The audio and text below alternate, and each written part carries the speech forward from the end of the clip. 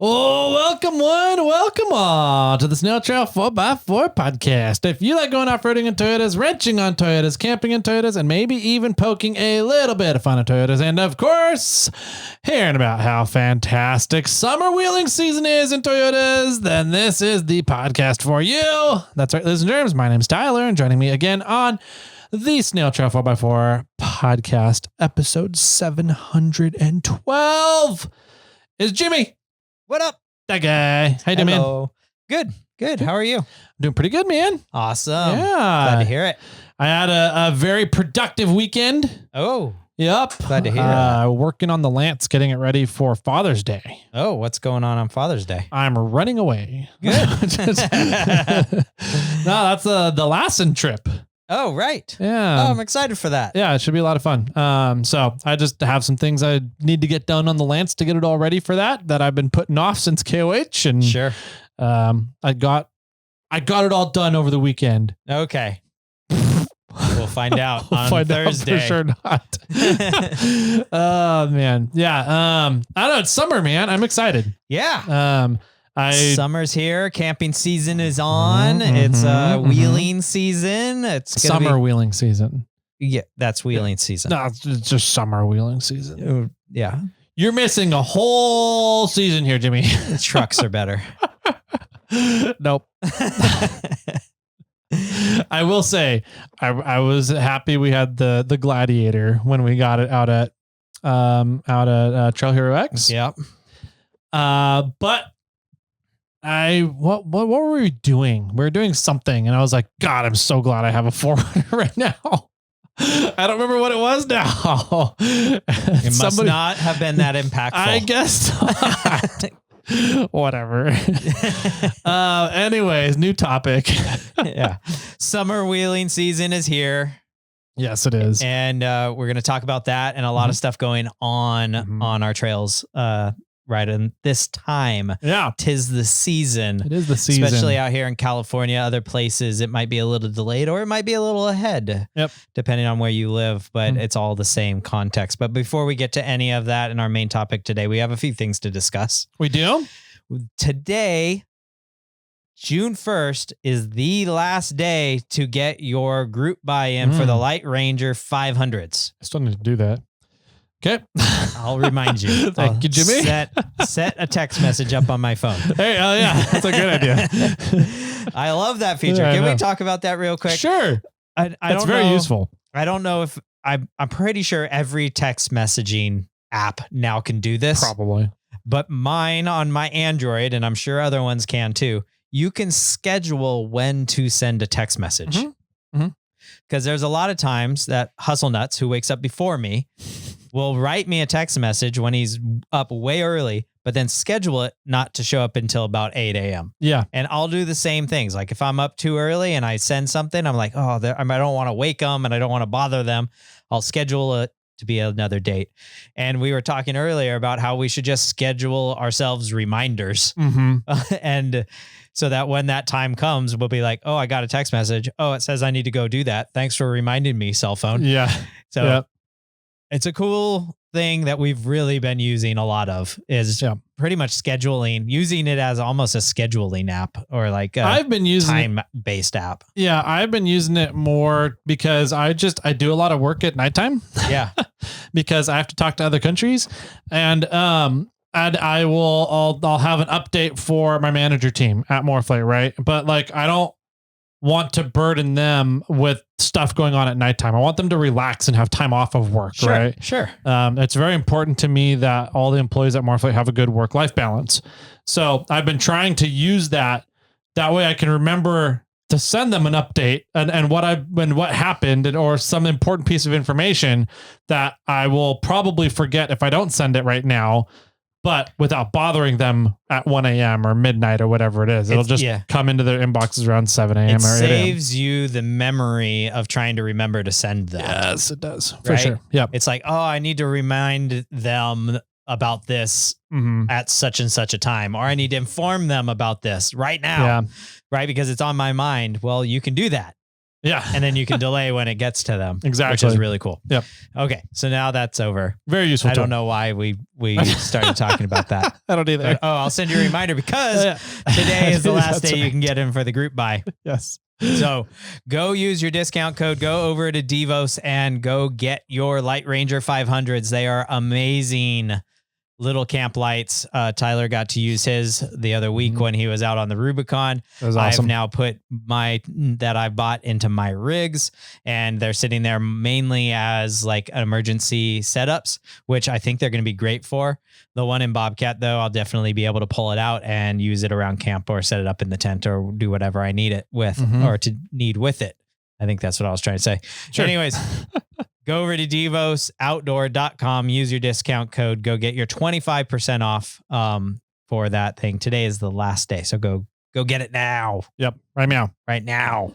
Let's see. We also, June 1st, that means the giveaway from May is over. You can no longer get in and signed up for it, which was the Russo 2.5 pound fire extinguisher. So if you guys missed out on that, sorry, too bad, so sad. Go buy one. We will pull a winner for this probably on Thursday. So yes, we will. Yeah, keep your ear holes open to figure out who won the Russo fire extinguisher. I'm sure whoever wins it will be very happy to have it. And then if you're holding out to get one to see if you win it or not, you guys will finally be able to go and get one. So thank you, Russo. Thank you to those guys for supporting the show and coming out with a very useful, very valuable thing for off-roaders. Yes, and other people who need fire extinguishers, but really for off-roaders, because it solves all, in my opinion, all of the problems of fire extinguishers for off-roaders. For sure. Let's see. We have a giveaway lined up for June. An awesome giveaway. Pretty freaking sweet. With a really cool company that we've mentioned in the past. And we're working on working with them more. So we're figuring out right now, we're talking about what dates we can sit down to have the interview with them. And it sounds like they want to be supporting this month's giveaway. It's just a matter of confirming everything, getting the yes, go ahead. So we're going to keep that one and not tell you guys. Maybe we will be able to tell you on Thursday. Let's see. Anything else? No, I don't think so. Get in for the giveaway if you want to get in for a surprise item at this month. But you can do that over on iRate 4x4, and that's where you can sign up for it. We'll be building that setup on Discord fairly soon. I think it's just a matter of when we can sit down and get figure that out and get that done. Yeah. Reviews. We always love reviews, and we love bribing you guys to get reviews. Yes, but we're not bribing you for a certain type of review. Just leave us a review. Doesn't matter, 1 through 5 stars. Not like that other podcast that only gives away stuff for 5-star reviews. Yeah. They're actually buying their reviews. Yeah. Dirty. We're giving away an Onyx Elite membership when we get to 800 reviews, and we're probably pretty close. So I think we're going to have to check on Thursday to make sure we're not already over that. Yep. So get in now. Make sure to get in for that Onyx Elite membership at 800. We're doing another Onyx Elite membership when we get to 850. And then we're doing $900 of more Flake gear once we get to 900 reviews. Yep. Which is going to be pretty awesome. That'll be pretty cool. You're going to win a whole bunch of cool stuff that is not announced yet. Yep. But the only thing that is announced that you will receive is their new braided hose kits, which are really nice. And I've got my hands on a few times and I'm a little jealous. Jimmy does like getting his hands on my hose. Yes. Especially the braided one. Yeah. You don't have a braided hose kit yet? No. Oh, okay. I have the old Flexzilla. Yeah.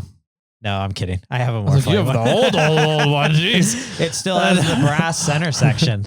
Oh, really? No. I thought I just saw one of those somewhere. We had one sitting around somewhere. I think it's on the front desk. That's funny. We have a bunch of the ball valves right there in the, what was that? The boofer? Oh, yeah. Yeah. Yep. No, I have a Morphlate hose quad kit with I forgot what you call it. where you take, it's the black anodized center section, one that I probably laser etched on your machine. And then you can take the hose ends off. Stubby manifolds. Stubby. Yep. Which I really like. I think you like your stubby? I swear you should make every single one that way. Yeah. I think it's makes coiling up the hose way easier. It's not like one long continuous hose the entire way that you have to concern yourself with. And I think it might take a little bit more time to plug everything together, but it makes things, packing things up a lot easier. So, okay. That's my 2 cents. Cool. Yeah. I know people disagree with me and people do agree with me. One for sure. But, yeah, I don't know. I like it a lot better. I think it's simpler, more compact, and only more compact because you can take it apart and fit it in the bag a lot easier. Yeah, it is. It is far easier to wrap up all the hoses. My only maybe issue of it, which I don't even think would be a big issue anymore, is just the couplers. They just have O-rings and gaskets inside them, and just over time, inevitably, those are going to go bad. So you're creating a wear point in the system. Sure. But it's sure a good thing that Morphlate has a lifetime warranty. There you go. Ta-da! My hose kit's leaking. Yeah. Gee, wonder why. It couldn't be because it's 9 years old. Yeah. And things are finally wearing out. Right. I will say it was pretty funny when I was talking to another company about their hose kits. And they're like, do you have one we can borrow? We just need to use it real quick. And I was like, what's wrong with yours? They're like, it's leaking. And I was like, oh, what's happened? Was it leaking? They're like, it's leaking from everywhere. More or less everywhere. More or less everywhere. And I was like, sounds like you need to do some more R&D. Or I can build them all for you guys and you can just white label them off me. Yeah. I was like, I'm not going to give it to you though. You got to go do your own R&D, man. Right. Totally. Anyways, that was funny. Yeah. So go leave us a review. Go win some Morphlate gear once we get to 900 reviews. Who knows at the rate it's going, but it hopefully for the winner, it's going to be after Black Friday, so that you can win this cool new product that I'm excited for, which I actually have no idea what it is. But Tyler said I should be excited. You should. Everybody should be very excited out there. So I'm excited. We've already changed up how inflation and deflation is done and viewed in the world, really, on a global scale. And we're about to do it again.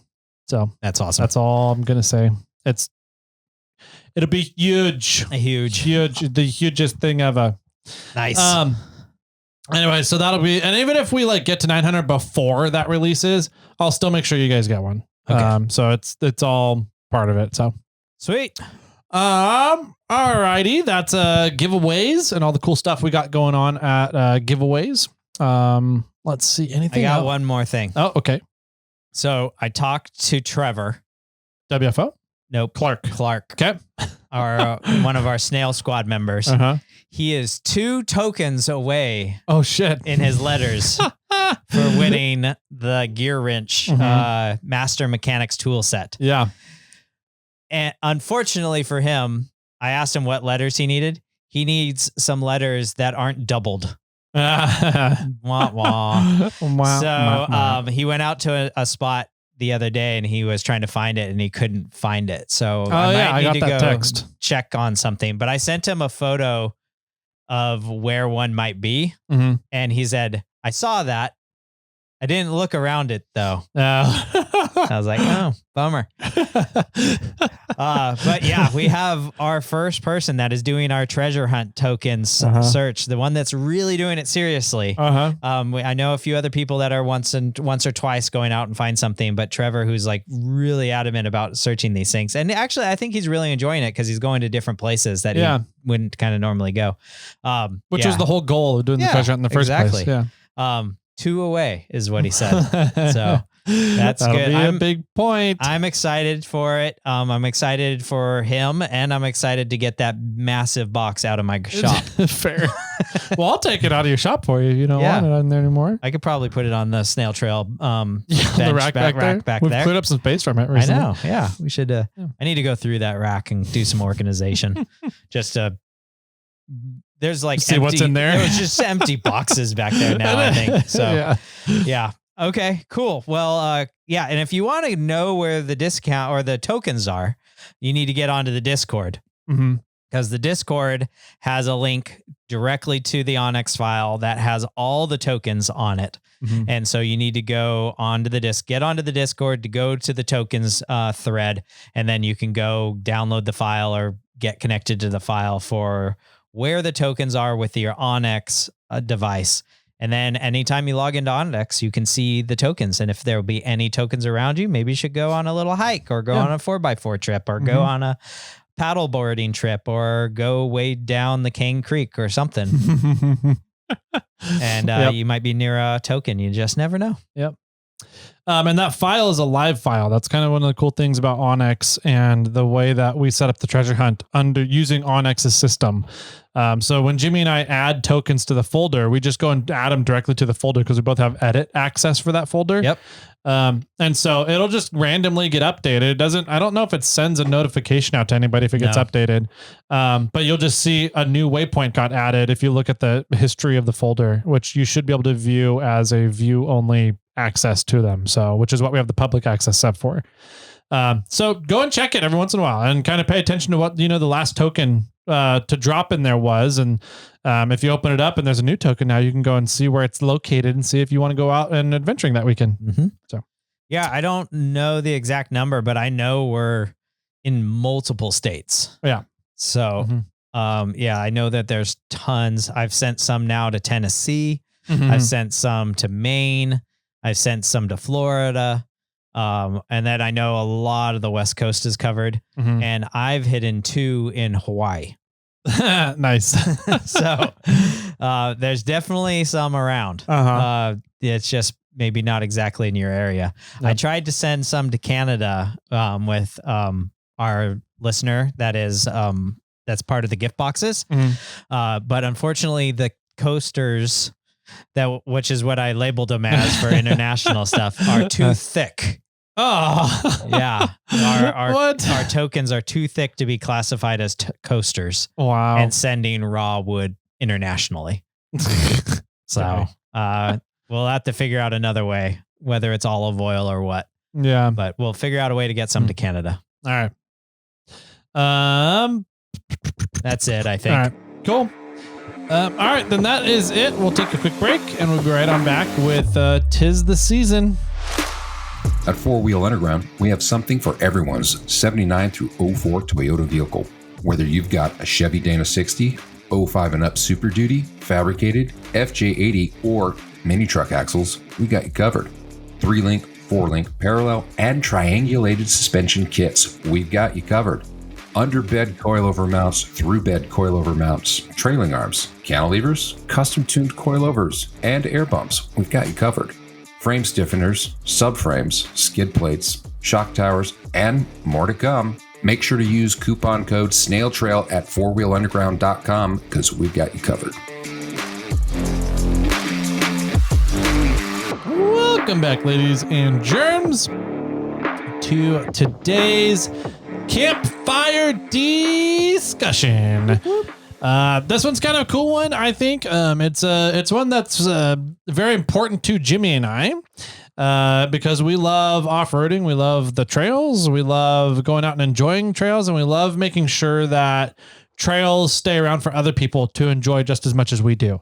And that's a big kind of goal for the show here and the podcast is help make people aware and help make people help be known of what you can do and what actions you can take kind of thing in your area and the different levels of action that you can take so that your trails and the ones that you guys all care about stay healthy and stay sustainable and stay in a well-maintained process so that everybody in your area and everybody coming in from out of your area gets to go and enjoy them in perpetuity. So we are past Memorial Day. Yes, we are. And typically Memorial Day every year kind of marks the beginning of the summer wheeling season. Camping season. The camping season. Sure. I don't even like that. That's so. Well, it depends on what genre you're in. Yeah. It's the beginning of summer. It's like signifies. It's late in the day. Yeah. You have to excuse us. Highlights the beginning of the outdoor season. Yeah. I guess let's make it even more broad. There you go. Yeah, the campers want to go camping. You know, the backpackers go backpacking. The horse riders go horse riding. The snowmobilers put their stuff away. Yeah. Right. You know, I said last Thursday I met up with Jason Green. He said he hung up his boots the other day because it's no longer skiing season. So maybe now they'll have some podcasts come out. Who knows? Maybe. Ooh, shots fired. Wah, wah, wah. But yeah, I mean, winter is done. People are done with that season. They're hanging up their winter stuff and they're pulling out the summer stuff. And that means there's a lot of things that are going on in the off-roading community that have to do with the start of the season. Yep. Yeah, there's things that you just need to be aware of out there, and things that you can help out with. This is kind of the season for getting everything ready, right? A lot of times Forest Service personnel don't even really start working out in the field much until Memorial Day. A lot of campgrounds don't get staffed until Memorial Day. Like Memorial Day is typically the first weekend that Rubicon Springs is open each year. And so it's like the kickoff, right? Yes. It's the kickoff for the Super Bowl is for everybody that loves the outdoors. Memorial Day is that kickoff every year for the Super Bowl of summer camping and outdoor activities. Does that mean Labor Day is the conclusion? I think so. I think Labor Day is when it starts winding down for sure. Okay. Yeah. So anyways, there's certain things that you can kind of look out for, right? Going on around this time of year, a little earlier into a little later, there's a lot of trail maintenance projects going on. For sure. So we already did one section of the Rubicon Trail. The Mad Hatters got out. We did our adopted trail section, which was the Wetmore Springs in from the campground to the Intertie. There's other adopted trail sections on the Rubicon that are going to be now getting their work done. There's work parties going on with Friends of Fordyce. They did a big work party the same weekend we were doing our adopted trail stuff. Did I say Friends of Fordyce? You did. Friends of Rubicon. Okay. They had a big work weekend. Friends of Fordyce. Before you go there, just because it just concluded this last weekend, the Slick Rock got their trail maintenance got done. Oh, cool. Yep. Nice. So there's a lot of trail maintenance stuff going on, which is some people see it as a negative. They do. Right. But some people see it as a positive. And the thing is, it's all we're just maintaining the trail, right? A lot of the trails are on public land, but the public land is owned by like the government, right? And the government has to do its own checks and balances. It listens to a lot of different organizations to figure out if the land is being maintained correctly. And unfortunately, to us off-roaders, usually the one that the hammer that comes down on off-roaders is from the water board. Yeah. In California, for sure. In California. Yep. And so the water board I don't know why they're always out for off-road trails and trails in general. I'm not sure if they're really after the backpackers or horse trails as much as they are off-road trails. But we have to do our maintenance here in California to appease the waterboard industry. Yeah. And so a lot of it comes down to being able to, if we don't do this, the trail will close. Yeah. Right. And so a lot of the maintenance that goes on our trails out in our general area is all for water mitigation. And so it's really a good thing. So super big thanks to the Mad Hatters for going to cleaning out their puddles. What do you call those things? Dissipators. Rock energy dissipators. Right. That's better than what I was going to call it. But cleaning out those. Big thanks to, I forgot who maintains the Slick Rock Trail. That's not Esprit de Four. No. Not the Highlanders. Yeah. I forgot who it is. But I just was talking to Nick DeLuca, and they were out this last weekend doing their maintenance. So big thanks for them for cleaning and maintaining those trails. There is going to be a big work party and a big thing happening on Fordyce, which is where you can take it away from there. So Fordyce, there's a couple of work projects going on this year that are stemming from some of the work that was done on Barrett Lake last year. And this is so cool to me. Like, we talked a little bit about the blob project, the Barrett Lake outhouse project. Yes. And it was this really, really cool, rad opportunity where there was a big problem at Barrett Lake, at the Barrett Lake off-road trail, where the bathrooms at the lake were done. They were toast. Yeah. They were way full. There was no feasible way to pump them out. The pit toilet there, the quote unquote shanty that was around the toilet. Yeah, sure. Which was really like 3.5 walls and a little platform. That was in disrepair. Like, parts of it were falling apart. It was just a really bad situation, and it was already bad like 2 to 3 years ago. And then it got worse. And then a big windstorm came through and some trees fell on it, which really kind of completely knocked it out of any kind of usage whatsoever. Sounds like the vault toilet that was at the undisclosed location. Yeah, very similar, right? It's like, that thing was done, and then the forest fire dropped a tree on it. Now it's just sealed up and permanently done. Yep. And so, the Forest Service, El Dorado National Forest, was looking at this. And another big thing is going on right now that is not getting talked about as much as it should. The administration right now is completely restructuring the Forest Service. Yeah. And I don't know enough about it and what's going on to really talk to you guys about it and properly inform you. So I don't want to say too much about it, but we used to have a regional office for El Dorado National Forest, Tahoe National Forest, Stanislaus National Forest. What are some of the other forests up here in this area? Yeah, I don't. Whatever. Other forests. All the forests pretty much had a regional office. All the forests had these like regional offices that were pretty local to the forests. That everything got reported to, all the work got done out of, all the projects and work orders got processed through. And a lot of those regional offices are getting shut down and closed nationwide. Our closest regional office for El Dorado National Forest, Tahoe National Forest, Stanislaus National Forest is in Salt Lake City, Utah now. Really? Yep. Wow. That's how far away the closest regional office is going to be.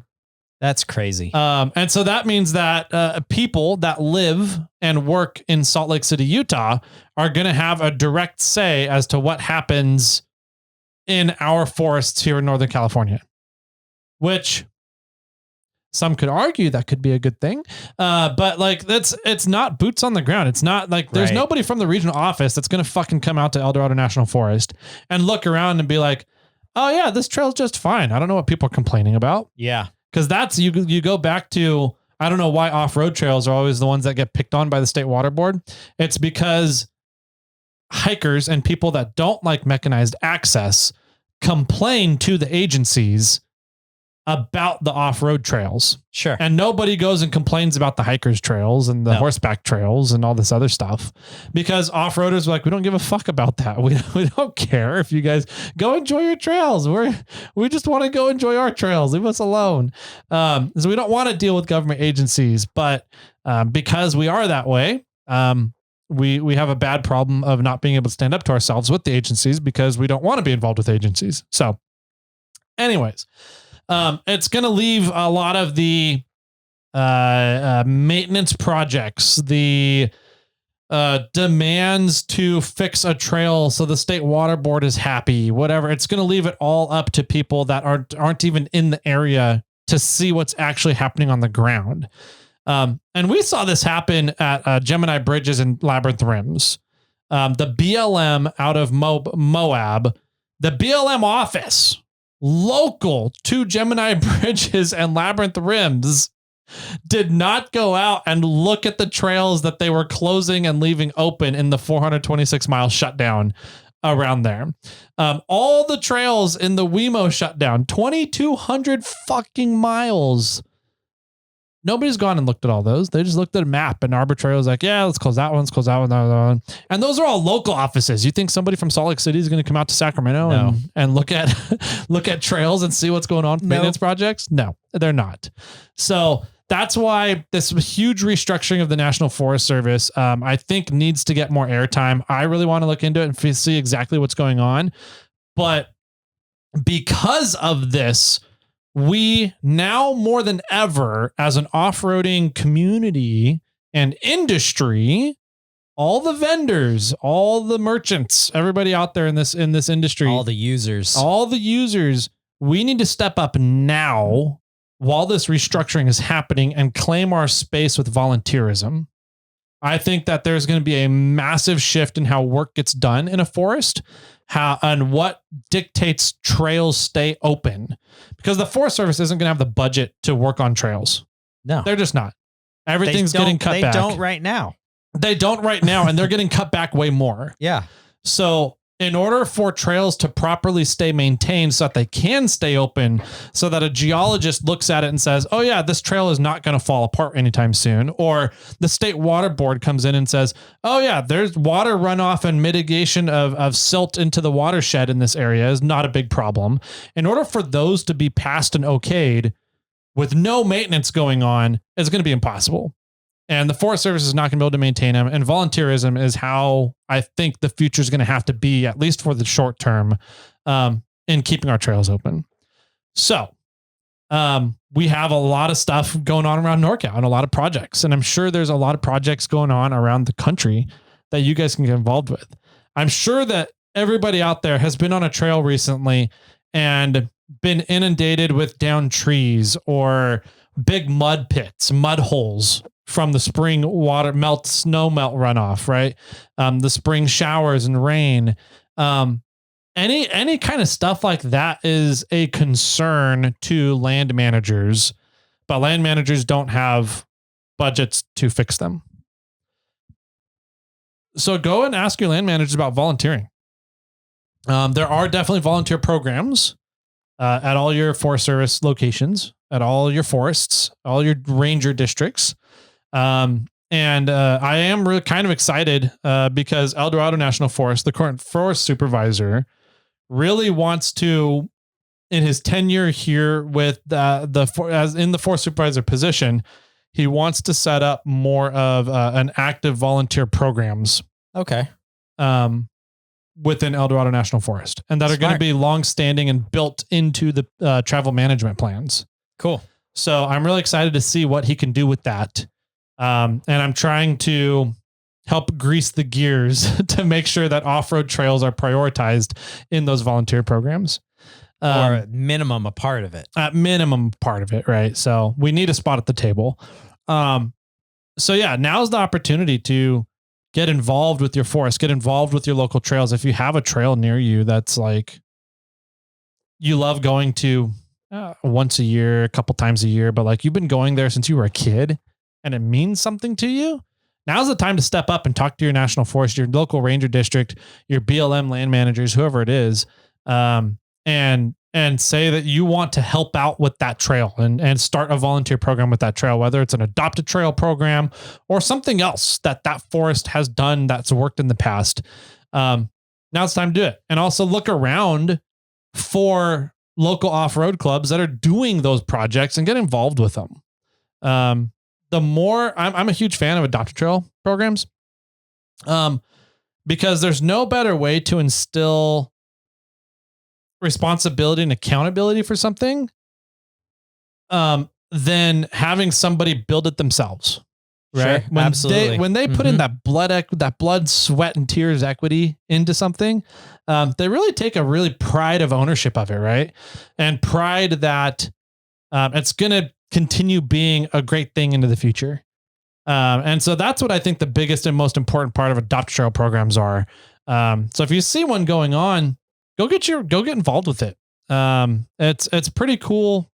Because most of the people in off-roading world love working with our hands. We love getting dirty. We love moving rocks around. We love playing with chainsaws. We love using pickaxes to dig rocks out and big ass pry bars to be like, dude, I moved this 2,000-pound rock by myself. That's so cool. Or winches and utilizing winches to do work. It's a pretty fun community, and I think we get to do some pretty cool stuff in some pretty cool environments. And everybody should have the opportunity to go do that.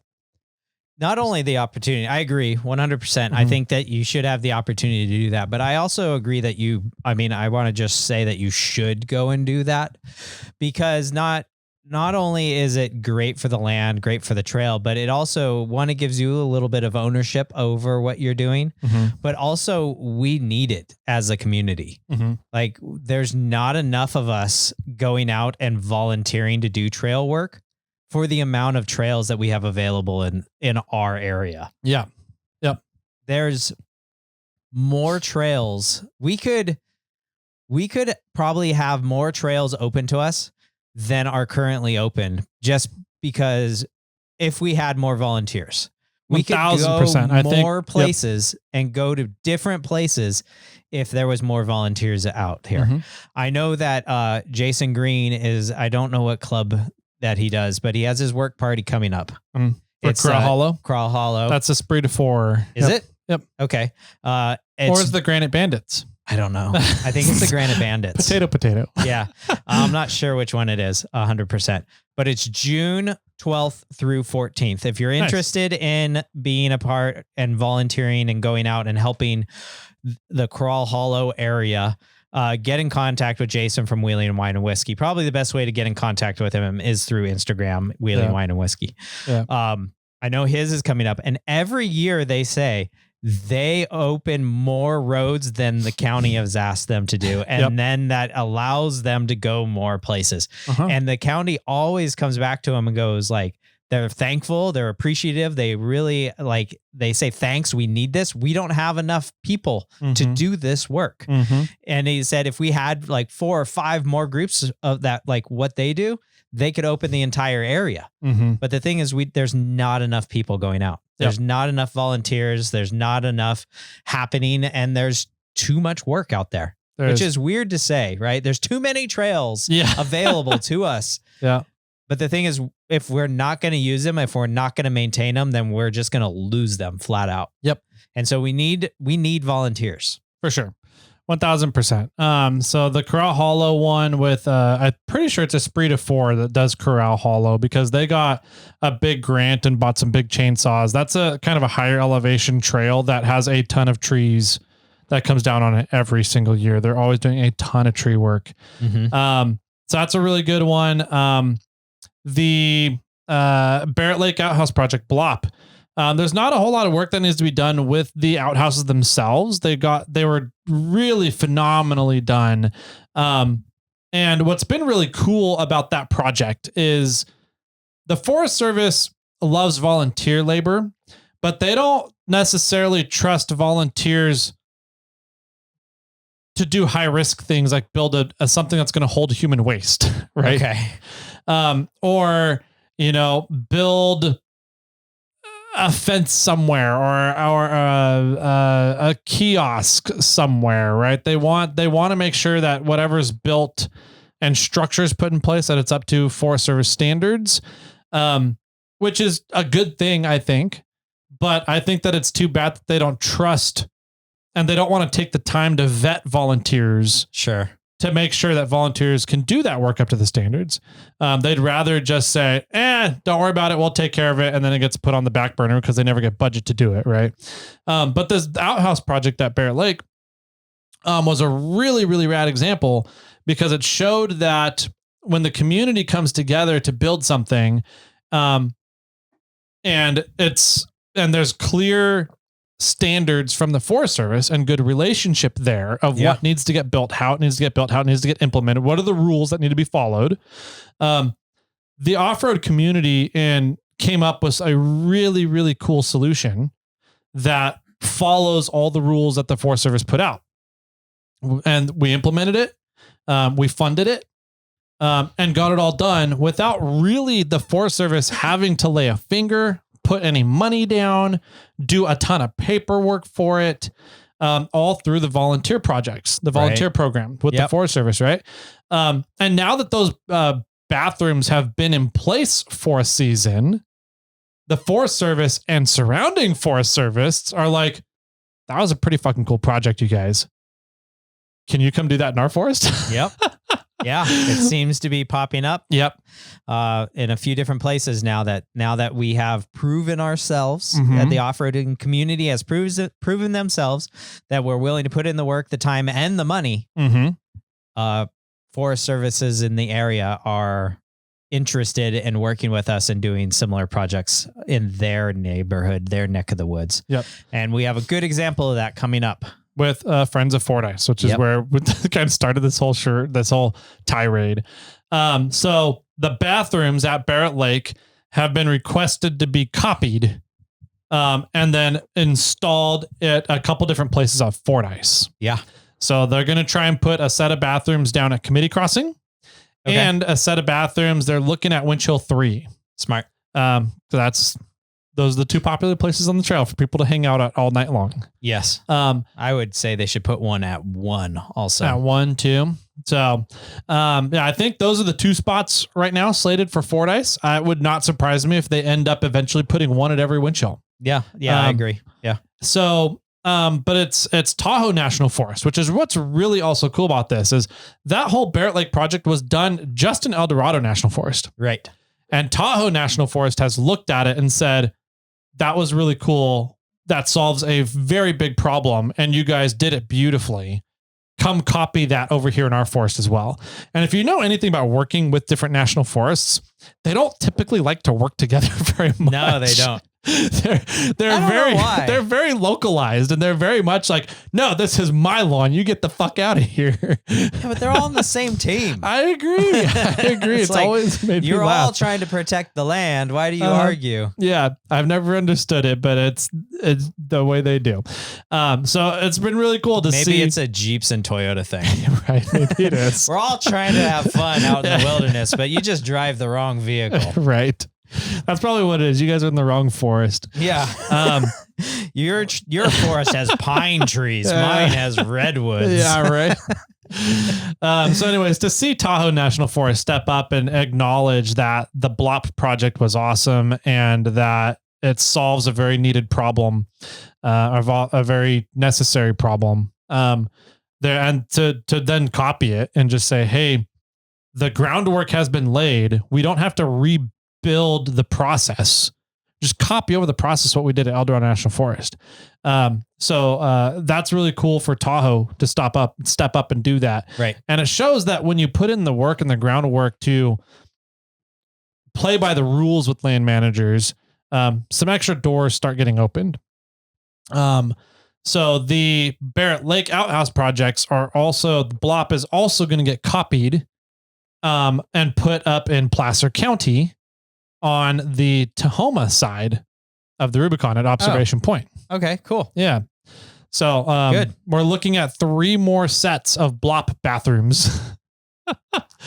2 on Fordyce, 2 on Fordyce, and 1 at Observation. And that's still Tahoe National Forest, right? I don't know where the cutoff for Tahoe National Forest is, if it's the same cutoff as the Placer in El Dorado County or not. I'm going out on a limb and saying yes. I would imagine it's because you've got El Dorado County and El Dorado National Forest, and you've got Placer County and Tahoe National Forest.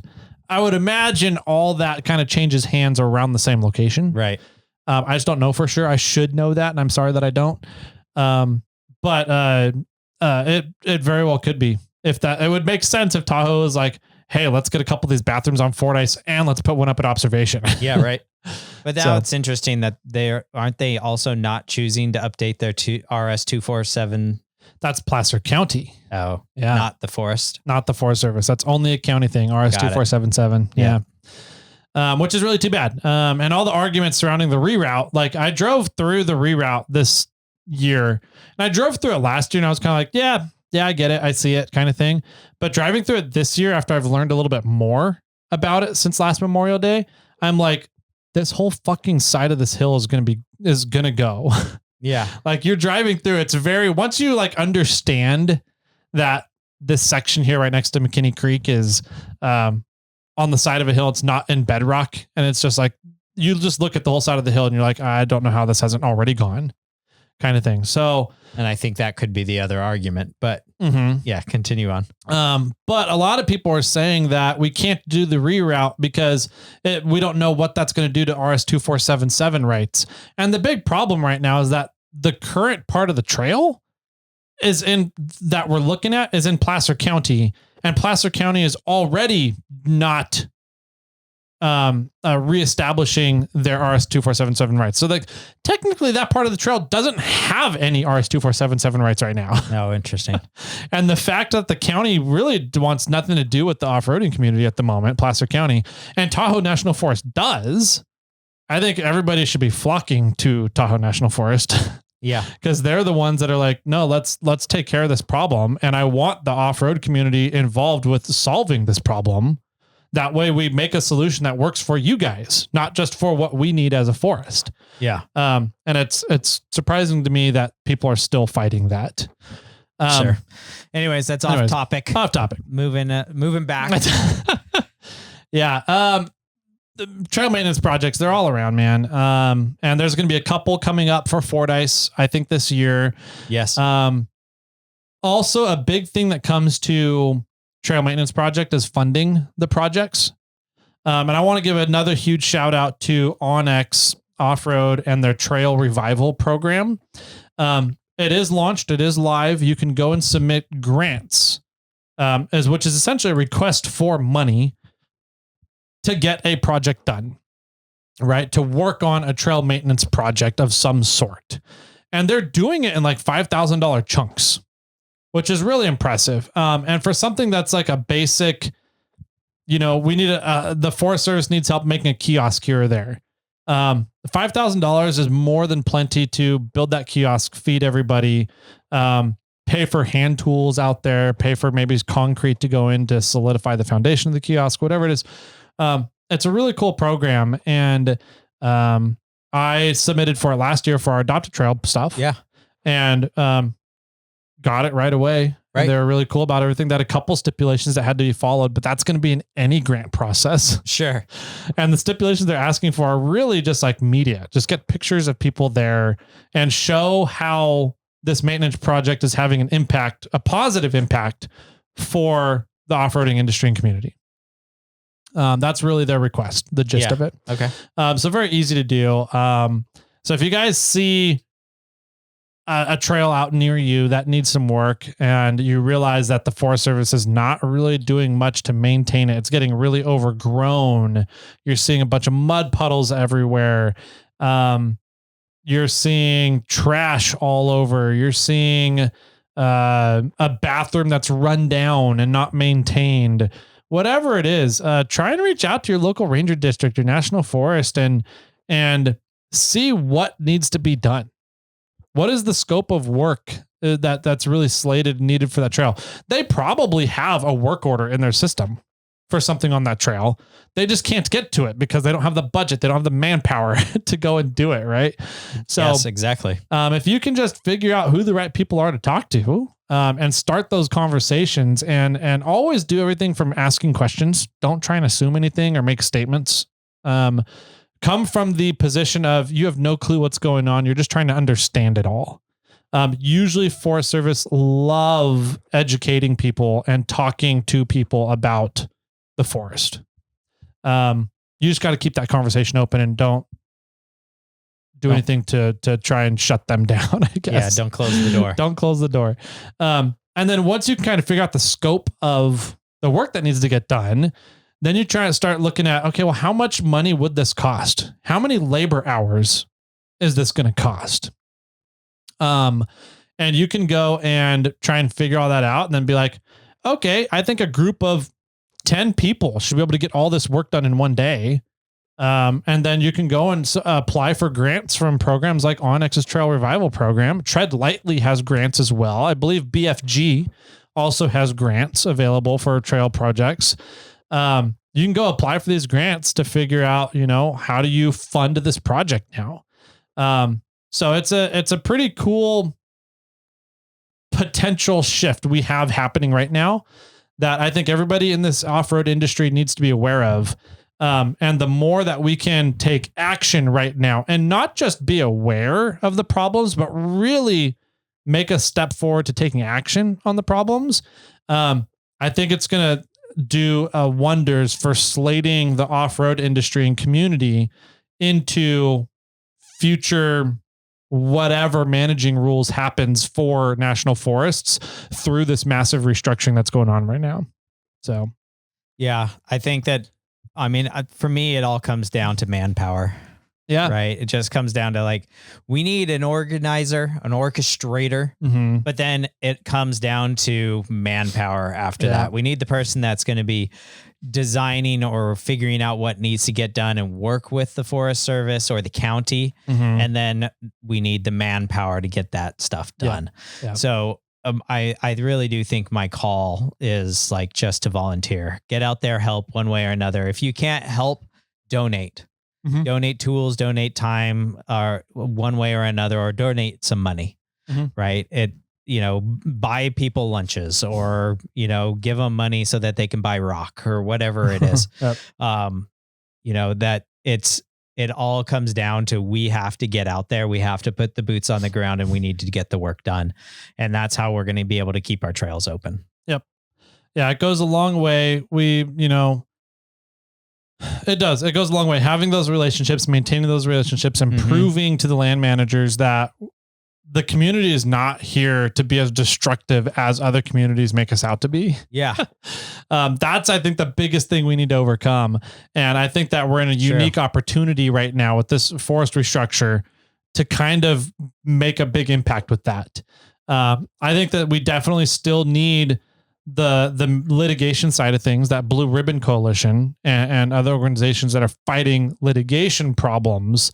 We absolutely need those too. But I think that we're at a very unique point in history where there's a lot of things happening with our public lands and our national forests and BLM and state parks, national parks, etc., that is going to open the doors to opportunity for the off-road community. I think it's going to be opening the doors to a lot of outdoor enthusiast groups, and the ones that show up to the table the most and make the loudest impact are the ones that are going to really set themselves up for a very successful outdoor recreation future.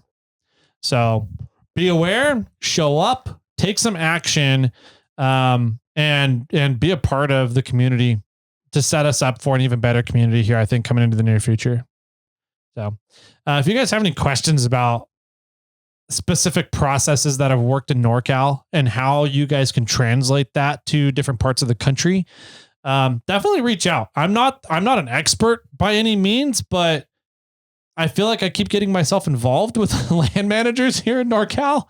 And I have a decent idea of what they're looking for now and what are their carrots to get them to start looking at the off-road community as a partner rather than an enemy of land managers. So reach out. I love having those conversations. So where would somebody go to find something to volunteer for? The only idea that I necessarily have is reach out to if there is an adopt a trail on the trail that you enjoy going to, reach out to whoever's organizing and managing that adopt a trail, the club that is involved with it. And then you can ask to volunteer because you just want to help out and be a part of helping keep that trail open. You don't have to join the club most of the time. Most of the time it's just they want extra hands and need the help, but they might ask you to join the club or something. But that's really the only way. Like, what if you just want to volunteer in the forest or volunteer in an area? Do you have any idea? I would say there's two ways to do it. Yeah. One is reach out to your local ranger district. Okay. And just start asking questions. Hey, this trail over here, whatever it's called. Trail X. Trail Hero X. Yeah. Trail X. Who is there anybody that has an adopted trail on that? Is there anybody that helps take care of maintain that trail? What is your guys's, do you guys have a maintenance protocol for that trail? They'll usually say yes. I don't know if the front desk person is typically the one you're going to need to talk to. I think you're going to have to get in 2 to 3 different layers. Sure. To really get to the people you need to be talking to. But as long as you keep asking questions and be inquisitive and come up with questions that that person can't answer, you'll eventually get to somebody who can answer everything. That's one of the really cool things I think about the Forest Service is they love educating. They love answering questions. So if you keep everything question based, eventually you'll get to the person that can answer all the questions for you. And so I would say that's one way to attack it. Another way to attack it is Facebook groups. Okay. There's a Facebook group for fucking everything. Yeah. Sure. Say you're looking for a Facebook group for Sand Hollow, Utah. Facebook search Sand Hollow, Utah groups. And I guarantee you there's going to be 5+ groups that'll pop up for whatever named area you have in your area. Maybe there's an OHV writing area that you're really interested in helping out with. You can just search that on Facebook, and a group I'm sure is going to pop up about it. Probably. And it's going to be people that are interested and go play at that area often and want to know what's happening at that area, want updates on that area, want to know if somebody got injured recently, or is there something that they need to be aware of next time they go out. It's a big informational resource spot. And I would say those would be the other good places to check in with other user groups, users of that area, and just say, is anything like this going on? Yeah. You know, is there any like volunteer cleanup help days for Sand Hollow that anybody knows of? Right. Maybe there's like 2 big ones a year. I don't know.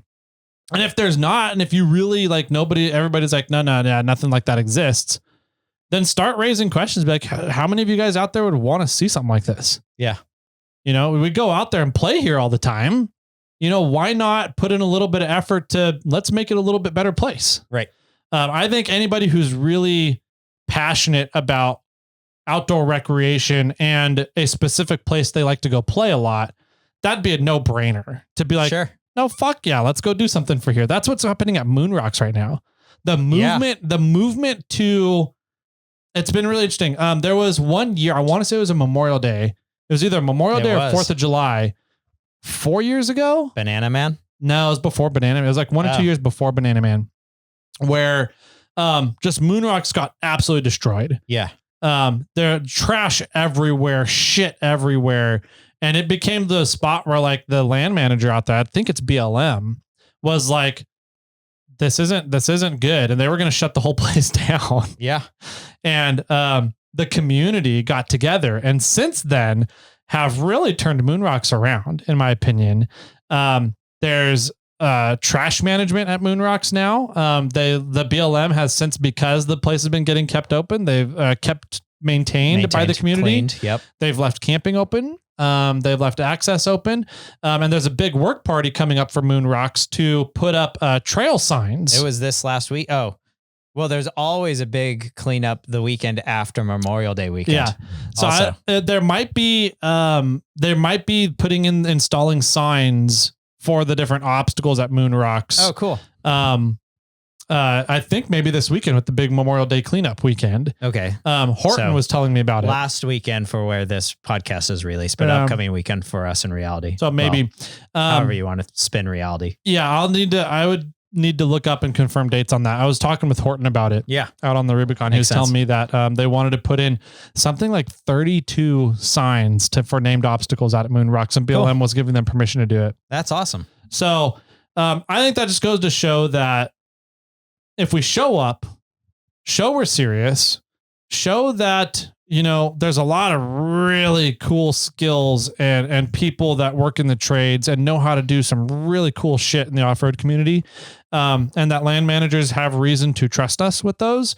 I think it's going to open more and more doors. And we're seeing that impact right now in Barrett Lake, at Fordyce, at Rubicon, at Moon Rocks, all over the place. So get active, be aware, get active, and look to see what you can do as we go through this big transition where Forest Service is going to be begging for help. If they're not already. I already know some people in the Forest Service that are like, we are fucked. So the more that we can help them out and stand up for our stuff, I think the more likely that we're going to keep our stuff and maybe get more stuff in the future throughout this big restructure. So yeah, and this is a possibility, but there is a big possibility that we could be the boots on the ground for absolutely the organization, the district office that is located in Salt Lake City. Yeah, exactly. They might be reaching out to, the person that is the most active in that area that is willing to report back to the district office will be the boots on the ground person. Possibly. And so there's an opportunity for the off-road community to be those people. Yep. Which is really weird. It is really weird, but it's also a really cool opportunity. I mean, we don't know where this is going to go. I don't think this has ever been done before. So there's no precedence. There's no roadmap for how this is going to work out. Everything with the Forest Service has always been about expansion and maintaining our forests for the public interest. Right. And we're moving away from that right now. And it's going to be really interesting to see how this all plays out. But I think that the people that make the most effort to be at the table right now are the ones that are going to have the most opportunity and the most reward for the work that they're putting in right now. That they bring to the table. They're bringing to the table. Yeah, exactly. 100%. Yeah. Yeah. And I think like it all starts now, right? Yep. I mean, we have to be acting right now because they're in their transition. If we're going to act later, people might step over us. People might be ahead of us. And so we really have to start acting now. You guys need to start volunteering, whether you're not the contact person or you're just the person that's, using a shovel or whatever it is, that you have to be part of this. Like the community needs it. We need to keep our trails open. We need to keep, things going. We need to keep the community alive and informed so that we can continue to have our trails, continue to do the things we enjoy, continue to go camping on the land that is open to the public. And we need to figure out a way to keep it open to the public, I guess. But yeah, it is a really interesting time. Yep. So there's our PSA for today and our rant for Monday to kick off June for you guys. And kick off the summer wheeling, summer camping, summer outdoor activities season. Just keep that in mind as you're wheeling around, as you're out enjoying your lands this summer, as you're out going out camping, as you're looking for campgrounds and places to go to. Ask yourself, look around and be like, what could I do? What skill sets do I have? What do I bring to the table that could help make this area better? And then see how you can work into existing structure or create your own structure if you really care that much about the area that you're in. So reach out to us. We love having those conversations with people, and we'll help grease the gears however we can on our end too. We don't have a ton of influence, but we have quite a bit of experience now. So whatever we can do to help you guys in your parts of the country, take care of the spots that you love going to, let us know. So Yeah. If you have a work party or some sort of volunteering action coming up, reach out to us too, because we'll be happy to talk about it, promote it, put it on the Discord and everything so that more people are informed about it. And hopefully we can bring some people out to volunteer as well. I mean, you've ran your work party before and you've said, like when you have 15 people, it takes a few hours, but you had like 9 people this last time and it almost doubled the amount of time. So it's just one of those things, like many hands makes light work. Yep. And it's always a fun time too. Like it never really feels like super heavy manual labor, like where everybody's just down because they're so fucking worn out at the end of the day. It's always a lot of fun. Sure. Absolutely. And a lot of them go for a day or two. And if you have the time, you could just volunteer for a few hours. Like just show up and do the amount of time or the amount of effort that you can. And that's all that anybody ever asks. Yep. That's it. That's volunteer life, man. That's how volunteer organizations work. You take what you can get out of your volunteers. You don't push them any harder or further. So, sweet. if you guys have questions about that, let us know. You guys know where to find us through Instagram, email, Discord. We could even put up some work parties on Discord, or if you guys are curious about where to access the Onyx Trail Revival Program grants, or the BFG grants, or Tread Lightly grants, any of those, speak out on Discord. I will gladly hunt those down and make them easy to get to for you guys if that's what you want. So reach out to us there. It's an awesome little resource that is turning into kind of a fun, big resource. So, let's see. Anything else? Phone numbers. You guys can give us a call.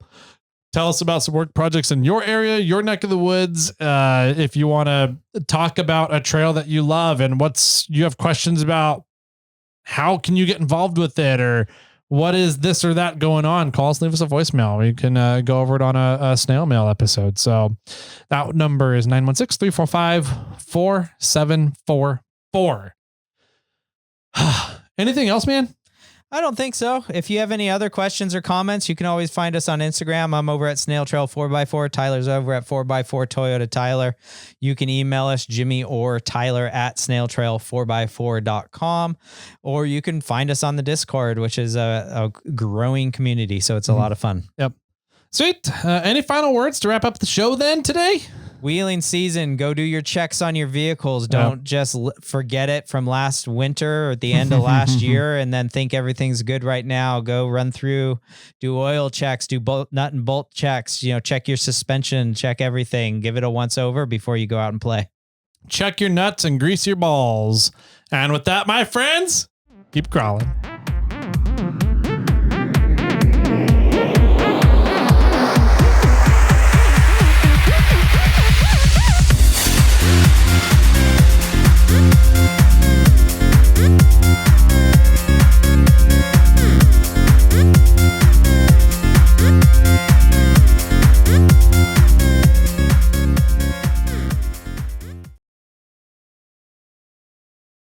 This is one of the assistant's favorites. Oh, geez. Yeah. Because? Close. Oh, okay. Why do ducks have feathers? I don't know. To cover their butt quacks. Okay. Yep. Yep.